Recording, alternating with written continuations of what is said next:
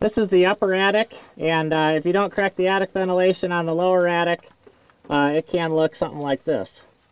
The upper attic definitely has inadequate attic ventilation, and unfortunately, everything up here on the roof deck, most of it is soaked. It is wet to the touch, and you can see it right in here that it's all soaking wet. I'm surprised I didn't actually see any stains coming down through the ceiling with this much moisture up here.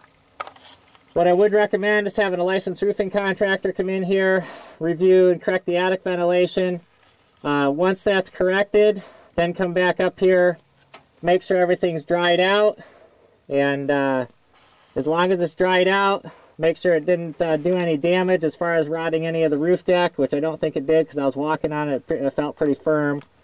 And then as far as the little areas of mold growth, if this is all it is, I'm not really concerned about it because it's not a livable, breathable attic space.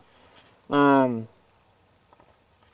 I wouldn't really recommend doing anything for as far as any mold growth unless it gets worse.